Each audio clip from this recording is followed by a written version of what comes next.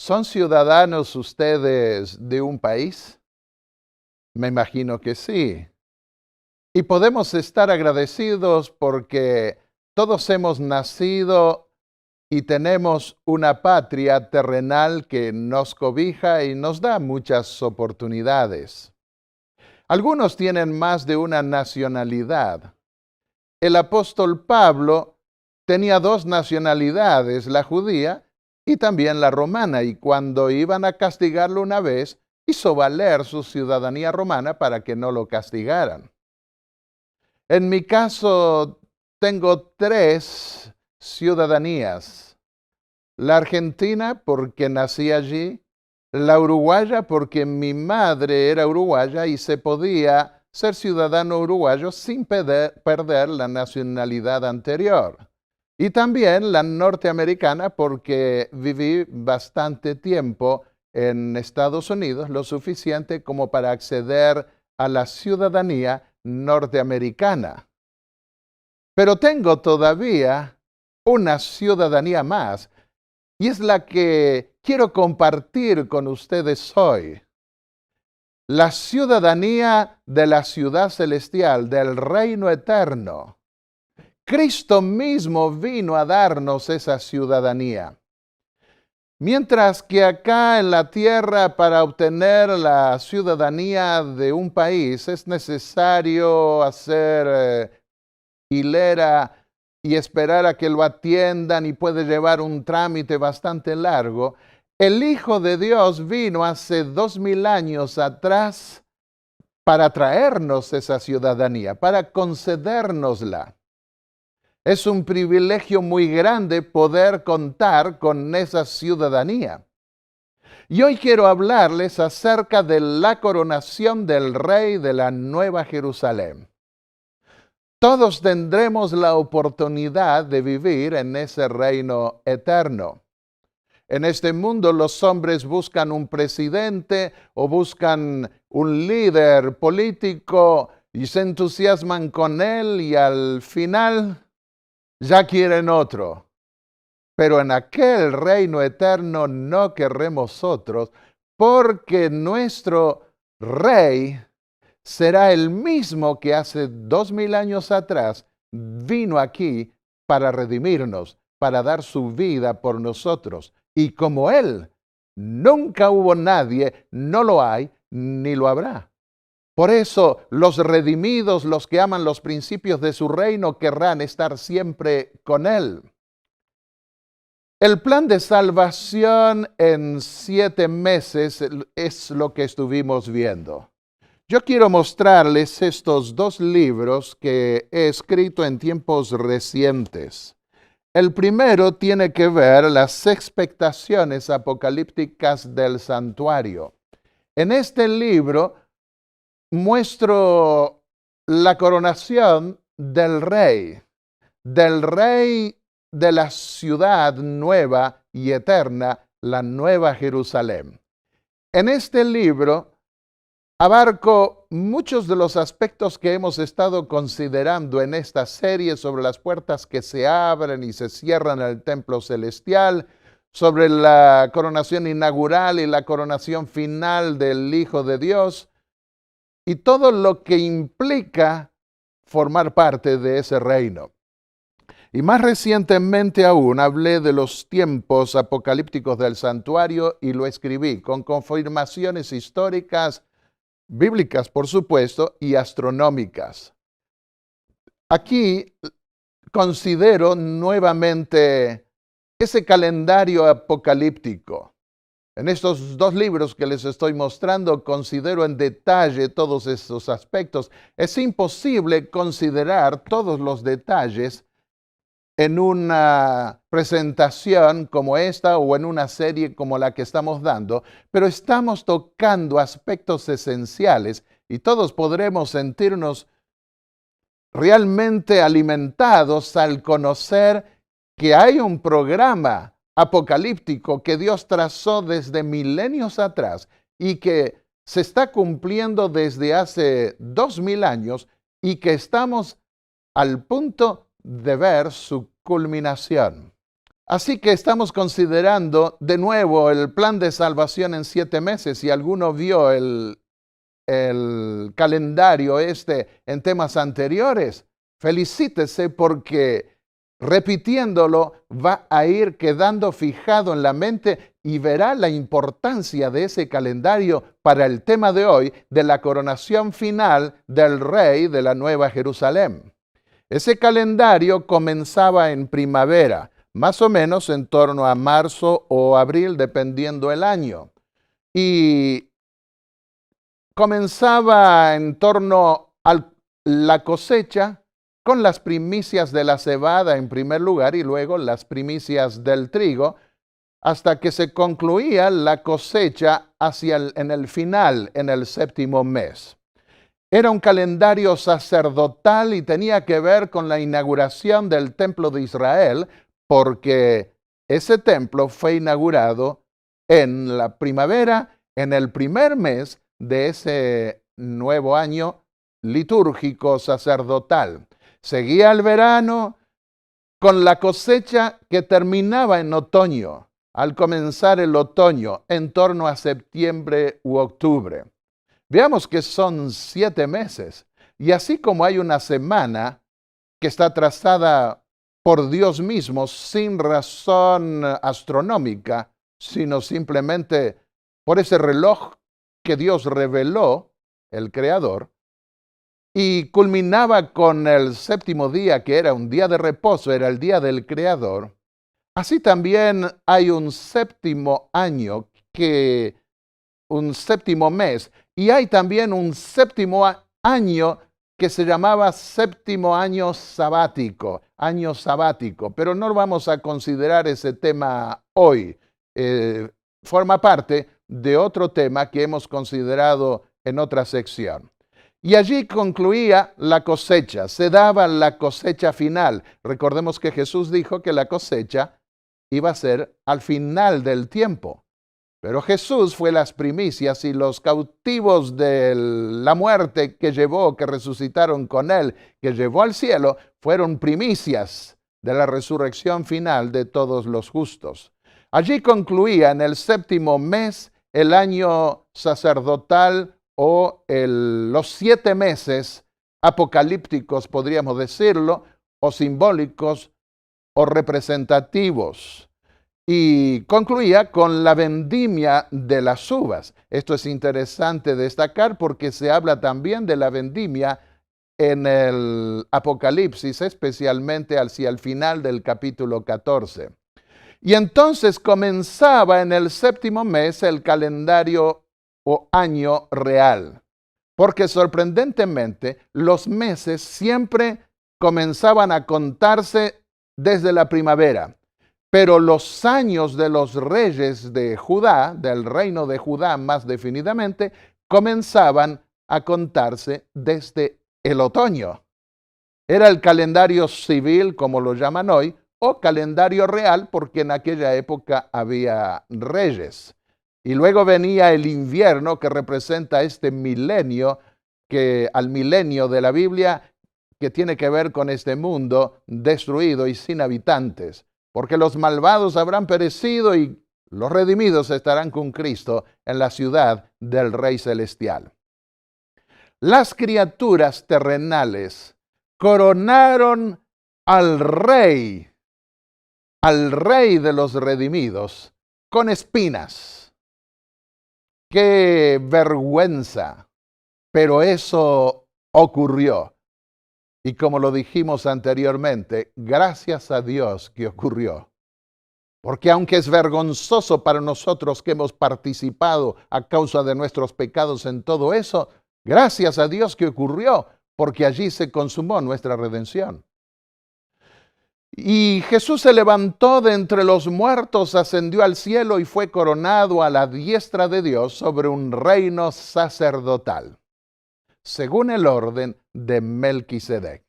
Eso significaba que iba a ser rey y sacerdote.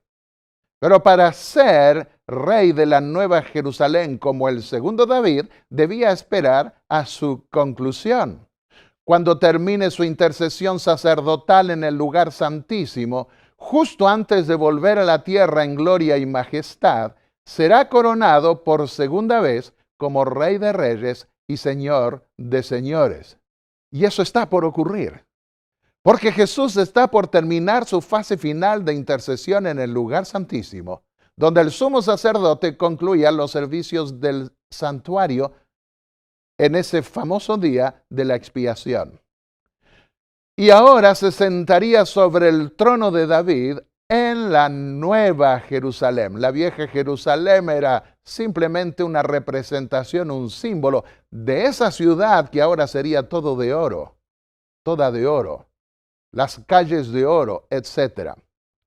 Esto estaba representado por algunas parábolas. La segunda coronación de Cristo estaba representada por algunas parábolas. Hay muchos cristianos que no entienden esto. Por eso cuando hablan de la coronación de Cristo, hablan solo de la coronación del año 31, la coronación inaugural como rey sacerdote, y no captan, no saben que hay una segunda coronación que aguarda y que todos los que realmente queremos que el Señor venga y nos lleve a su reino pueda darse para que podamos ser trasladados a nuestra casa eterna. La parábola de las 10 minas advierte de algo así.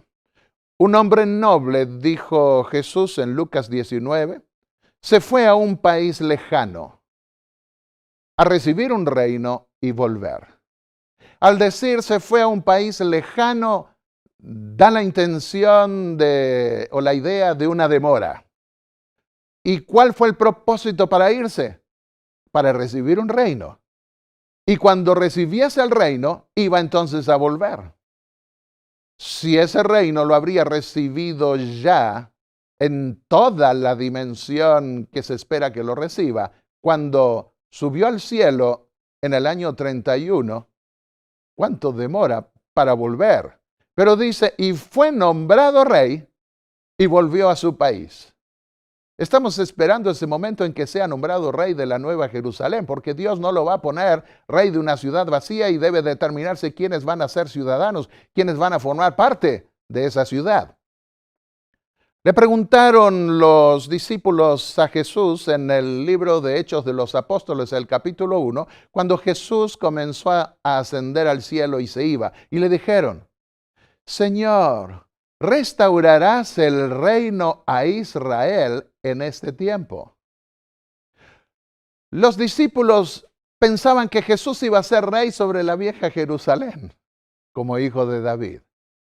Pero ahora que veían que Jesús se iba y les prometía volver, le preguntaron, ¿y cuándo entonces vas a ser rey de Jerusalén? ¿Y qué les respondió Jesús? No os toca a vosotros saber los tiempos o épocas que el Padre puso en su sola potestad. Esa restauración completa iba a darse al final, mediante una obra de juicio. Ellos sabían que Jesús subía al cielo y 10 días más tarde iba a ser coronado como rey sacerdote y ellos iban a experimentar el derramamiento del Espíritu Santo que descendió como con lenguas de fuego para que pudieran hablar y muchos los entendiesen en los distintos idiomas que hablaban. Se sentará y gobernará sobre su trono y será sacerdote sobre su trono, dijo el profeta Zacarías, Dios a través de Zacarías. Y comentando esto, Elena de White agrega, no todavía sobre el trono de su gloria. El reino de gloria no le ha sido otorgado aún. Hasta que su obra de mediador no termine, Dios no le dará el trono de su padre David, un reino del cual no habrá fin. Lucas 1, versículos 32 y 33. Así que él ascendió y recibió un reino de mediación, pero debía aguardarse el momento en que iba a ser rey de la Nueva Jerusalén. Fue con esa intención, pero todo iba a darse a su paso, también cuando sus enemigos fuesen puestos por estrado de sus pies. No nos extrañemos de que Jesús haya sido ungido o coronado rey, que fuese coronado rey más de una vez, porque el rey David fue ungido más de una vez. La primera vez David fue ungido por David. En el primer libro de Samuel, capítulo 16 y el versículo 13, cuando era un muchachito pastor, ya Dios le indicó que debía ir a ungir al que iba a ser rey de Israel, y fue ungido por Samuel siendo joven.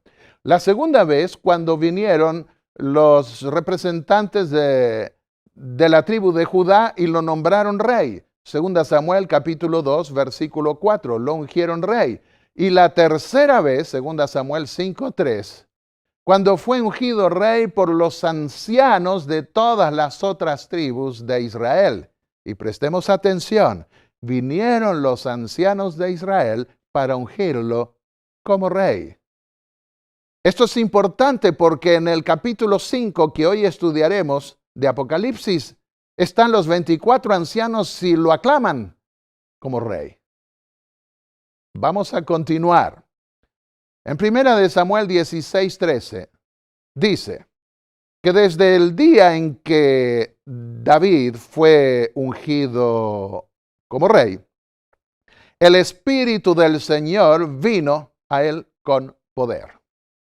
Vamos a Jesús, y cuando él fue ungido por el Espíritu Santo al subir de las aguas del Jordán en su bautismo, dice el pasaje de la Biblia, Dios ungió a Jesús con el Espíritu Santo y con poder también.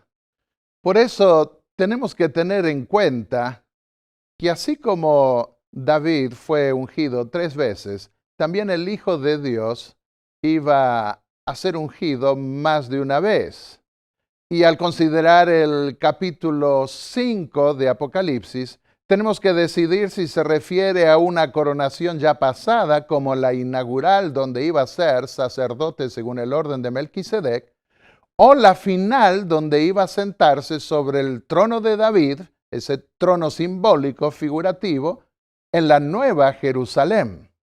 Y encontramos que la visión del capítulo 5 del Apocalipsis tiene títulos reales. El león de la tribu de Judá, la raíz de David. Lo que muchos confunden es la coronación inaugural con la final. No pueden distinguir entre las dos y por eso piensan que esta visión debe ponérsela al principio, pero no es así. Dice Apocalipsis 5, el versículo 5. Uno de los ancianos de esa corte de venerables que rodea al trono de Dios, me dijo, dice Juan, deja de llorar, que ya el león de la tribu de Judá, la raíz de David, ha vencido. ¿Por qué lloraba el apóstol Juan cuando vio en la mano del que estaba sentado sobre el trono un libro que nadie podía abrir? Porque sabía que ese era el libro de la herencia, sabía que ese era el libro de la ley, el libro del juicio, era el libro que iba a vindicar a los redimidos. Si se trataba de un acto inaugural, él ya sabía que Jesús había triunfado y se había sentado para ministrar a favor de su pueblo, pero ahora está ante una situación final, ante una situación definitiva que debe considerar la suerte final o el destino final de cada hijo de Dios.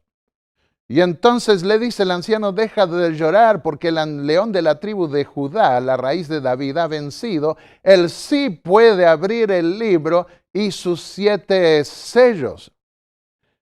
El que tiene la llave de David, Apocalipsis 3:7, es el que abre la puerta del juicio. Nadie puede abrir ni cerrar, solo Él, porque tiene la llave de David. Es Cristo Jesús. Y es en la sexta iglesia, delante de la sexta iglesia, en conexión con la fase final del ministerio de Jesús, según ya lo vimos en el lugar santísimo. Y ahora también se ve aquí que el libro sellado puede ser abierto solamente por uno, como el que tiene la llave de David es el único que puede abrir la puerta del juicio, es el único que puede abrir ese libro del juicio. ahora en Apocalipsis 5. La llave de entrada al reino es la Biblia. Lo vimos, está en Lucas 11:52, uno de los pasajes que nos muestra que es la llave del conocimiento y del conocimiento que conduce a la vida eterna, a la herencia eterna. En medio del trono, de las 4 criaturas y de los ancianos, dice Juan, vi de pie a un cordero como inmolado. En el Cristo glorificado, veremos siempre al Cristo crucificado. Las señales de los clavos en sus manos y su costado herido serán el testimonio eterno de la redención que dio por nosotros. Y esas marcas serán su mayor honor y despertarán las alabanzas más grandiosas de los redimidos. Por eso ahora ve al Hijo de Dios, al Cordero, como inmolado, pero está en pie, no está caído. ¿Quiénes son los ancianos? Los ancianos son ángeles. Solo uno de los 3 manuscritos más antiguos rinde nos redimiste, pero dicen los otros, los redimiste. Los ángeles que están en el cielo no son redimidos, aunque se libran, gracias a la cruz del Calvario, de la posibilidad de apartarse de Dios. Porque en la muerte del Hijo de Dios, lo que costó la redención de un mundo, se inscribe la seguridad de que a nadie más se le ocurrirá buscar un camino diferente al que Dios trazó, so pena de crear semejante caos que todo el universo habrá tenido de poder ver en este mundo y en los ángeles que se revelaron en el cielo en primer lugar. Los demás manuscritos dicen los has redimido y de ellos hiciste un reino. Si fueran hombres esos 24 ancianos, ¿cómo podrían ser parte del jurado que va a juzgarlos a ellos mismos? Aún para los que creen que se trata en esta visión de una visión inaugural, ¿cómo es posible que estén sentados antes que Cristo comparezca ante su Padre en la inauguración? De manera que no pueden ser redimidos los 24 ancianos. Esa es una interpretación que en siglos pasados algunos tuvieron, pero que no tiene un asidero estable. Se daba al rey una copia para el día de su coronación. Tenemos que ver ahora la proyección del libro que está sellado en esa corte del cielo. Y dice allí que se daba al rey, en la ley deuteronómica de Moisés, capítulo 17, versículo 18, el día en que subía al estrado, al trono de Israel. Cuando suba al trono real, escribirá para su uso en un libro una copia de esta ley del original que posean los sacerdotes levitas. El libro de la ley se le daba al rey. Y cuando vamos a Apocalipsis 5, en esa visión conjunta de Apocalipsis 4 y 5, vemos que al Cordero de Dios se le dan títulos reales.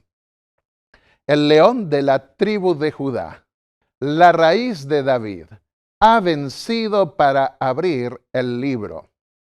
Y él vino y tomó el libro de la mano del que estaba sentado sobre el trono.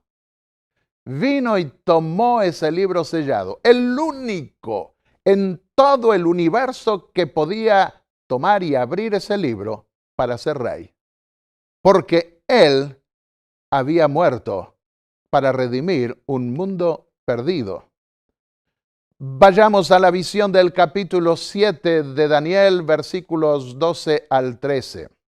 Allí dice que el Hijo del Hombre viene, refiriéndose a Cristo, al final comparece ante la corte de juicio presidida por el anciano de días, es decir, por el Padre, por el venerable Dios, que puede juzgar por lo alto de su edad, de su eternidad. Y entonces dice, vino hasta el anciano de días y se le dio dominio, gloria y reino para que todos los pueblos, naciones y lenguas le sirvan. Su dominio es un dominio eterno que no pasará y su reino no será destruido. ¿Cómo se le daba el poder al rey de Israel? Entregándole una copia del libro de la ley que estaba al lado del arca en el lugar santísimo. Y eso significaba darle todo el dominio, el poder, la autoridad y el reino en Israel. Y acá se revela la misma visión de juicio. En el Apocalipsis es más claro todavía al ver que toma el libro de la herencia, el libro de la ley, porque es la Biblia al fin y al cabo, el libro de nuestra herencia. Es a través de la Biblia, ese es nuestro documento de la herencia, y es a través de la Biblia que nosotros podemos heredar el reino de Dios. Los ancianos ungían al rey y determinaban quiénes estaban en condiciones de morar en la ciudad. Tenemos varios pasajes, Primera Crónicas 11:3, Josué 24, etc. Había hasta ciudades de refugio. Cuando venían algunos siendo perseguidos para matarlos, iban a esas ciudades de refugio, pero antes de ser aceptados en su interior, una corte de ancianos decidía si era digno de entrar a esa corte o si debía ser expulsado de esa ciudad. Y ellos eran los que determinaban la entrada a la ciudad, donde iban a ser protegidos de la persecución. Así también en el tiempo final, los redimidos, los últimos sobrevivientes de la simiente verdadera de Cristo, que guardan los mandamientos de Dios y tienen la fe de Jesús, según el Apocalipsis, iban a ser admitidos en la ciudad del gran rey y ser librados de la persecución de los últimos días. ¿Y qué cantan allí los seres vivientes y los ancianos? Apocalipsis 5, versículos 9 y 10. Tú eres digno de tomar el libro. ¿Qué significaba eso? Tú eres digno de ser rey. Son los ancianos, así como los ancianos habían ungido a David como rey, los ancianos de Israel, así también aquí son los ancianos de esta corte los que van a ungir o coronar rey de la Nueva Jerusalén al segundo David, al verdadero David que estaba profetizado iba a venir en el futuro. Tú eres digno de ser rey, le están diciendo, de tomar el libro. Y en cuanto a los redimidos, ellos reinarán sobre la tierra. Apocalipsis 5, 9 y 10. Tiene que ver con la posesión del reino. Apocalipsis 20 nos dice que reinarán con Cristo durante 1000 años los redimidos. Y después dice, reinarán por los siglos de los siglos eternamente, porque el pecado nunca más se enseñoreará de ellos, porque nunca más serán perseguidos, ni nada les hará daño, porque nadie buscará tentarlos, porque nadie procurará causarles ningún perjuicio ni nada que los moleste o estorbe. Vivirán en perfecta paz, en plena posesión de su conciencia, limpia y lavada para siempre por la sangre del Cordero. Mateo 5:22 dice que los que se rebelan en este mundo, los que proceden mal contra sus propios hermanos, serán culpados ante el Sanedrín, y está hablando de un Sanedrín celestial. Lo vimos en el mensaje anterior. Los ancianos se sentaban en una U y de esa forma ellos, como una media luna, lo expresan otro, o como en la forma de una herradura, se sentaban con el jefe de ellos, el principal, en el centro. Y los ancianos en el Apocalipsis se sentaban de una manera semejante, se sientan, aparecen allí. De manera que para los días de Juan, aquello era una corte de juicio. A veces me encuentro con gente que dice que no hay nada que revele que se trata de una visión de juicio, pero está lleno de imágenes de juicio esa visión. Al concluir la séptima trompeta, Juan escucha a esa corte de ancianos decir: te damos gracias porque has tomado tu gran poder y has comenzado a reinar. ¿Cuándo? Acá no estamos al comienzo, en la inauguración. Los ancianos aparecen otra vez conectados con el fin, y en todo el resto del Apocalipsis los ancianos están conectados con los eventos finales. En el contexto de Apocalipsis 11:19, que dice: el templo de Dios fue abierto en el cielo y se vio el arca del pacto en su templo. Así que ellos están sentados en la corte de juicio en el lugar santísimo, donde Jesús compareció para interceder por su pueblo en esa fase final de su ministerio celestial. Y es entonces cuando se da una boda, la boda del Cordero.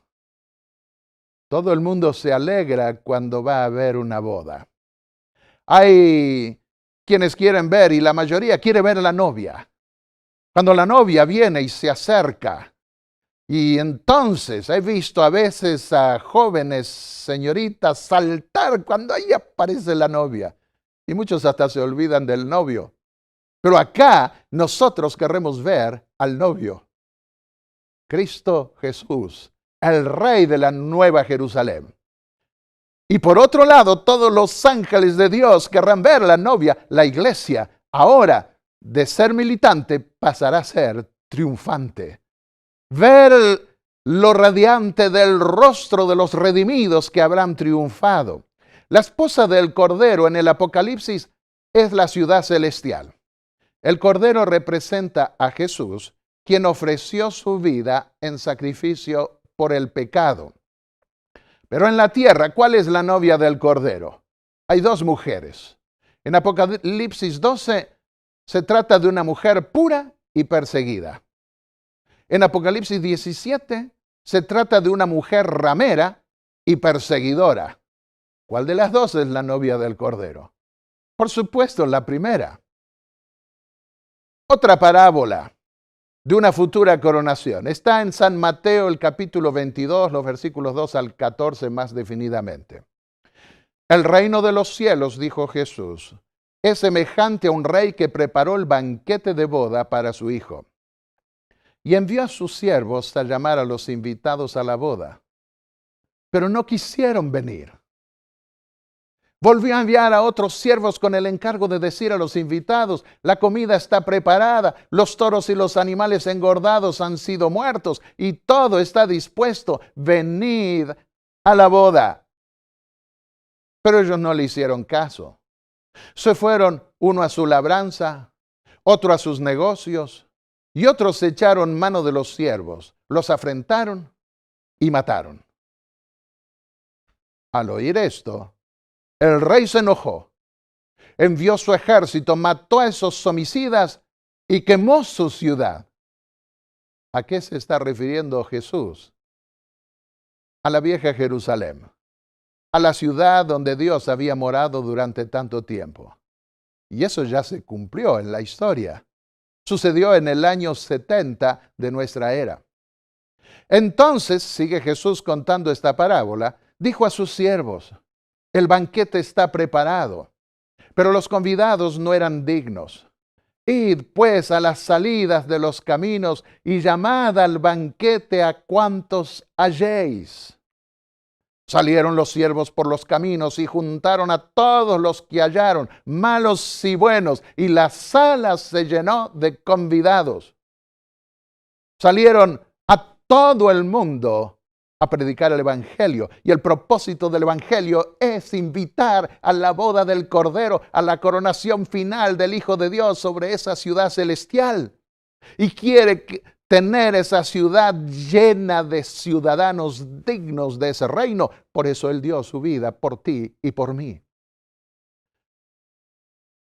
Y malos y buenos entraron, porque Dios no vino a llamar a justos, sino a pecadores, dijo Jesús, pero malos que se convierten para ser buenos. Cuando el rey entró a ver a los convidados, notó allí un hombre sin vestido de boda y le dijo: amigo, ¿cómo entraste aquí sin vestido de boda? Pero él cerró la boca. Esta es una referencia al juicio investigador, a ese juicio previo que debía darse antes de la venida de Cristo. Cuando se analiza la vida de todos los que invocaron el nombre del Señor. Cuando en la corte del cielo se determina quiénes de todos los que invocaron el nombre de Jesús para ser salvos son dignos. Y algunos invocaron, ¿y cuántos lo habrán hecho en la historia del cristianismo? ¿Y cuántos lo habrán hecho en estos tiempos finales? También invocan el nombre de Cristo, pero sin transformar sus vidas, sin permitir que la justicia de Cristo los cubra de toda maldad. Y entonces no tienen la ropa requerida para la boda. La boda sí representa la ceremonia de boda, representa el juicio investigador. El banquete viene después. Entonces el rey dijo a los que servían: atadlo de pies y manos y echadlo en las tinieblas de afuera. Allí será el llanto y el crujir de dientes, porque muchos son llamados, ¿y cuántos los elegidos? Qué triste, pocos. Pero tú puedes ser uno de esos pocos, si tan solo quieres aceptar los principios del reino de Cristo. Así que esa boda maravillosa, que superará en esplendor a la boda más grande que pueda darse en este mundo, como se dio hace no mucho en Inglaterra, entre la princesa de Gales y el príncipe heredero. Una boda, pero inmensamente mayor. Tenemos el privilegio de ir allí. No te la pierdas, porque todos quiere el Señor que formemos parte de esa ciudad. Y viene así el juicio ejecutivo. La justicia de Cristo nos cubre de todo pecado. Esa es la ropa que Jesús requiere para poder entrar en el banquete de boda. Y se nos imparte esa ropa cuando aceptamos a Jesús y nos bautizamos. Las ropas definitivas las obtendremos, sin embargo, en el juicio. Las obtendremos cuando se determine que podremos vivir con esas ropas para siempre, sin ensuciarlas más. Hay otra parábola más. La parábola de las 10 vírgenes. Jesús representó la venida del rey en esa parábola. Y 10 vírgenes estaban esperando que llegara el rey. Tomó esa figura de una costumbre oriental de sus días. Tomó esa idea, esa proyección para representar la naturaleza de la boda. Primero de la ceremonia de boda y luego del banquete de boda que tendrán los redimidos. Y se demoraba, parecía que se demoraba la venida del esposo. Y esas vírgenes todas cabecearon en la noche y se durmieron. Porque, como dijo el apóstol Pablo, muchos dicen: mi Señor se tarda en venir. Aquí hay la idea de una tardanza, pero aunque pareciera tardar, vendrá. 5 de esas vírgenes fueron prudentes. 5, sin embargo, fueron insensatas. Esas vírgenes prudentes habían hecho acopio de aceite suficiente para que sus lámparas pudieran brillar. Debían tener las lámparas ardiendo cuando llegara el esposo. Pero 5 se descuidaron y al dormirse se les acabó el aceite y no tenían más. El aceite es símbolo del Espíritu Santo. A medianoche se escuchó el clamor: viene el esposo. Ha llegado el momento de la venida del esposo. Y entonces las insensatas se despertaron, las prudentes también, Y las que no fueron prudentes les pidieron a las otras, dadnos de vuestro aceite para que podamos ir. Pero ellas dijeron, no, no podemos darles a ustedes de nuestro aceite porque si no, no nos va a alcanzar a nosotros tampoco. Vayan a comprar, vayan a conseguir aceite para que no nos falte a nosotras también. Los que no hacen acopio del aceite que representa el Espíritu Santo hoy, cuando llegue la crisis final, encontrarán que es demasiado tarde. Hoy es el tiempo de oportunidad. La ceremonia de boda representa el juicio investigador que da la ropa blanca oficial de boda para participar del banquete de boda. Y participan los que hacen provisión, los que estudian la palabra de Dios, los que se convierten a Cristo. Y aunque puedan descuidarse por tantas cosas de este mundo, sin embargo, se hicieron la provisión de vida, si pusieron un fundamento sólido para su fe, cuando llegue el momento, se los reconocerá. Así como no se conoce siempre en el verano a los árboles que tienen hojas perennes y a los que no, solo en el invierno duran los árboles con hojas perennes. Así también muchos en este mundo pueden pasar como desapercibidos, pero han hecho acopio de lo que Dios requiere para poder alumbrar el momento final con esas lámparas a través del Espíritu Santo. Esas personas se las reconocerá entonces cuando se secarán aquellos que no obraron conforme a la voluntad de Dios ni se convirtieron. El aceite, volvemos a repetirlo, es símbolo del Espíritu Santo y el Espíritu Santo debe permanecer obrando en nosotros hasta el mismo fin. Ahora Jesús dijo en Lucas 12:36, vosotros sed semejantes a hombres que aguardan que su Señor vuelva de la boda, es decir, vuelva de la ceremonia de boda. Hoy también, cuando hay un casamiento, primero hay una ceremonia que suele hacérselo en la iglesia y algunos lo hacen directamente en la corte porque no son creyentes en una corte civil.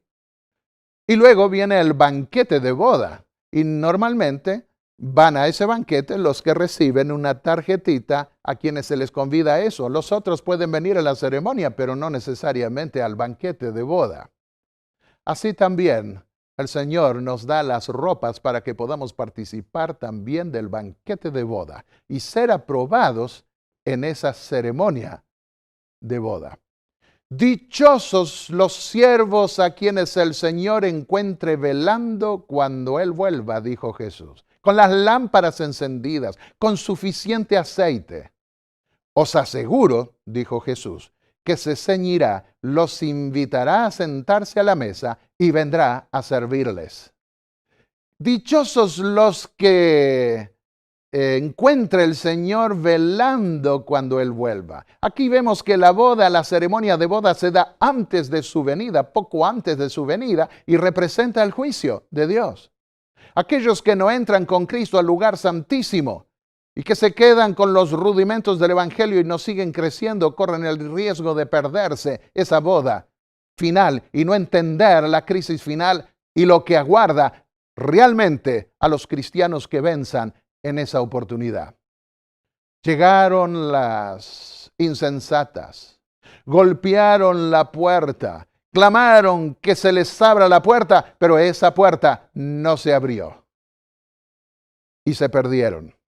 ¿Cuántos se perderán? ¿Cuántos llamarán cuando es demasiado tarde? Con la llave de David, Apocalipsis 3:7, Cristo abre la puerta del juicio al lugar santísimo del templo celestial para ser coronado rey de la nueva Jerusalén.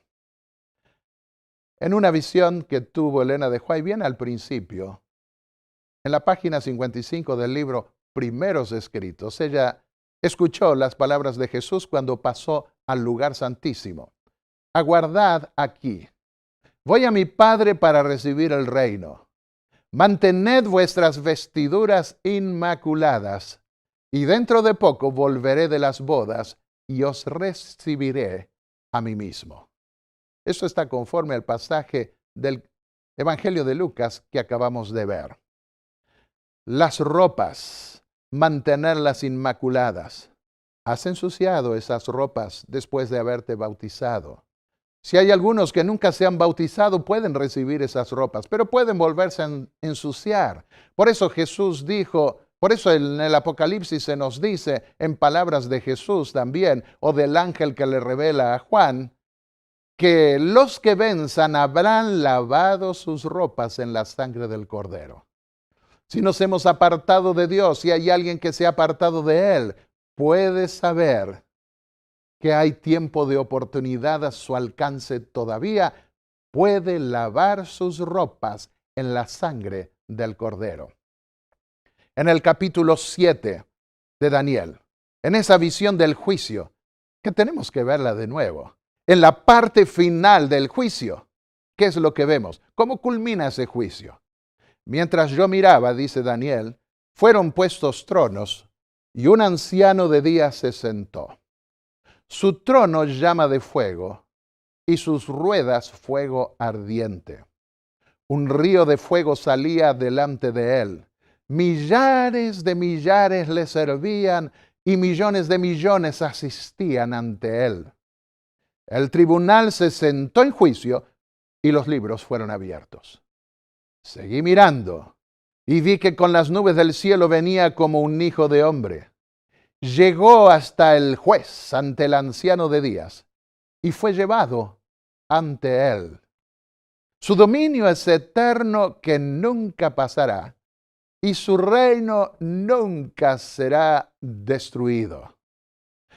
Y luego dicen los versículos 26 y 27 de esa visión del capítulo 7 de Daniel, pero se sentará el tribunal en juicio, y el reino y el dominio y la majestad de los reinos debajo de todo el cielo serán dados al pueblo de los santos del Altísimo. Su reino es eterno y todos los dominios le servirán y obedecerán. Ese reino nos será entregado a nosotros junto con Cristo.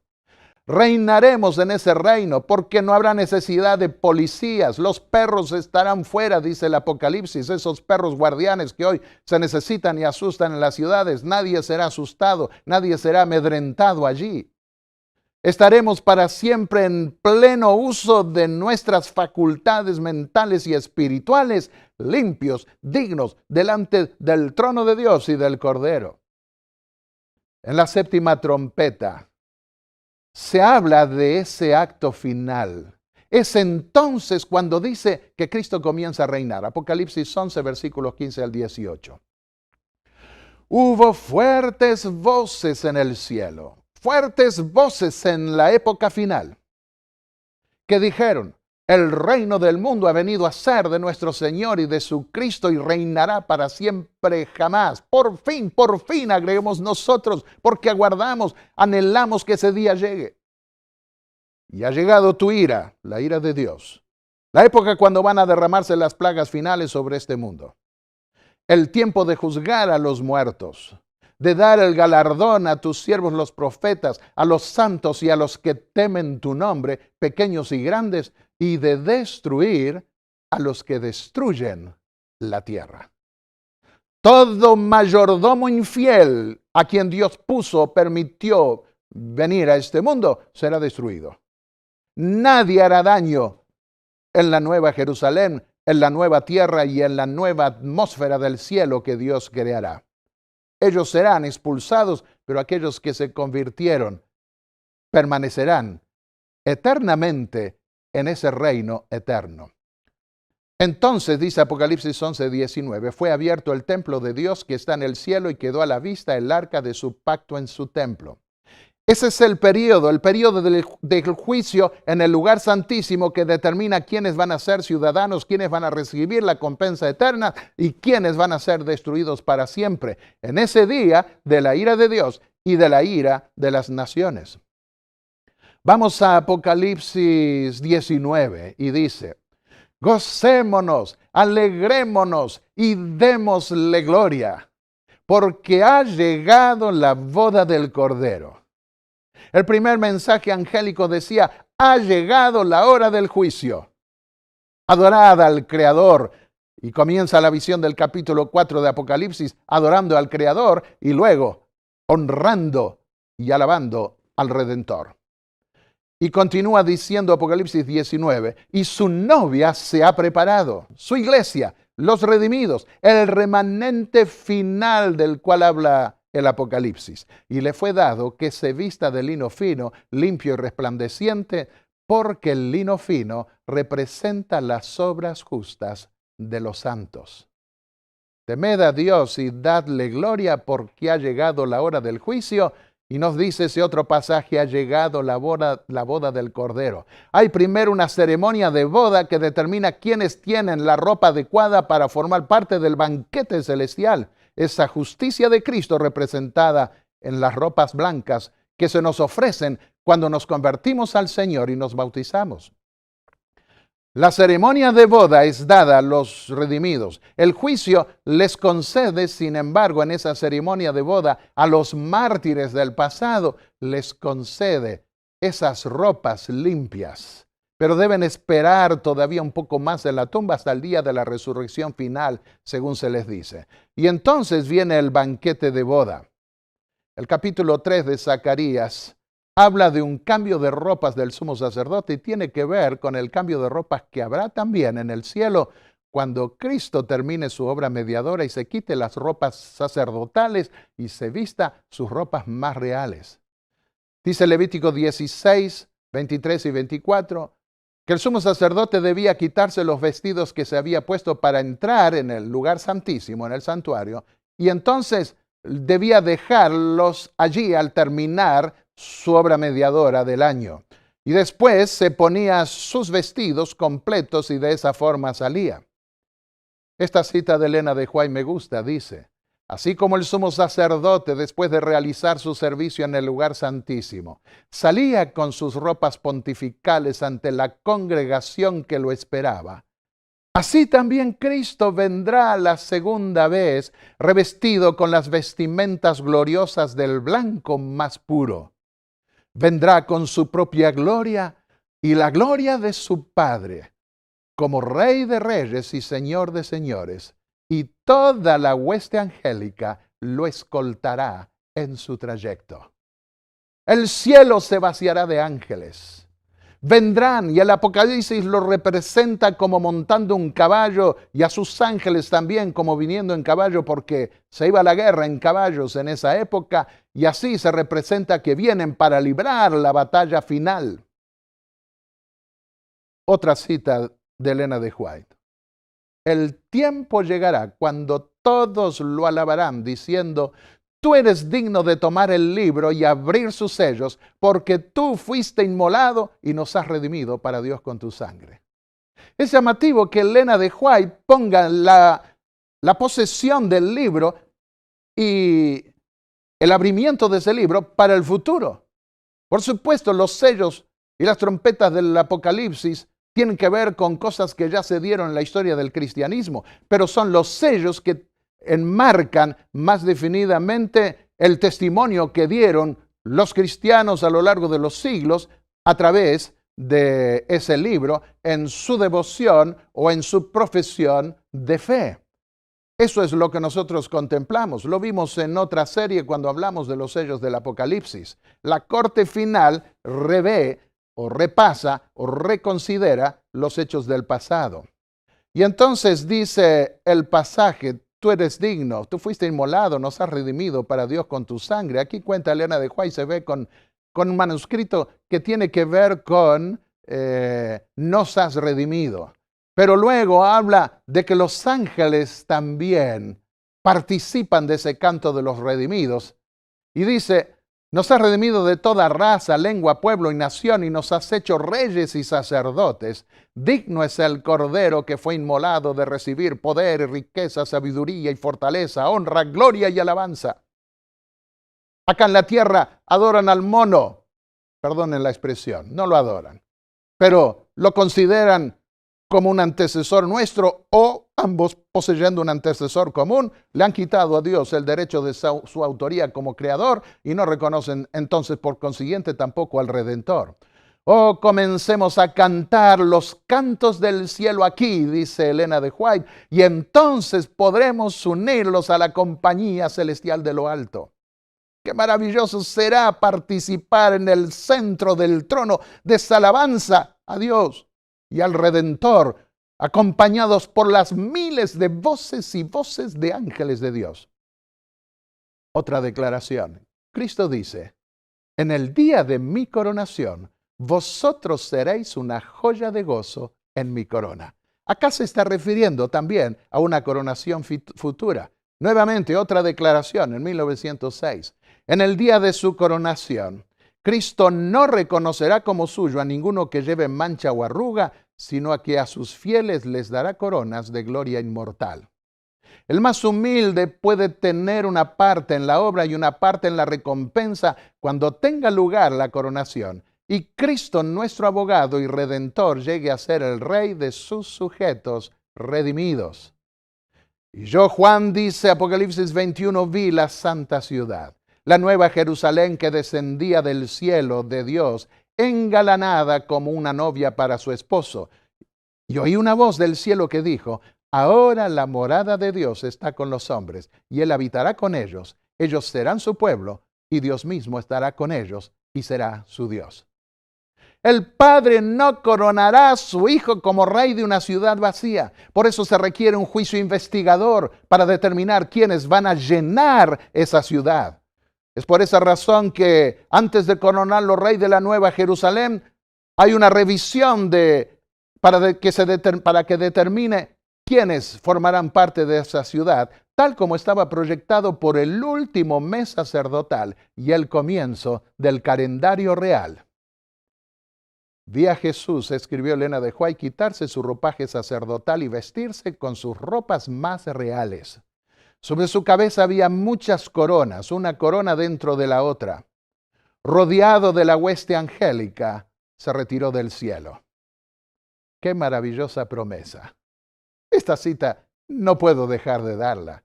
Dice ella, el príncipe del cielo ha puesto al hombre en una posición exaltada. Su vida ha sido valorada al costo de la cruz del Calvario. Desde las profundidades de la degradación del pecado, podemos ser exaltados para llegar a ser herederos con Cristo, los hijos de Dios y reyes y sacerdotes del Altísimo. ¿No es esta una maravillosa promesa? Y termina el Apocalipsis, el capítulo 5, diciendo, y miré, y oí la voz de muchos ángeles alrededor del trono.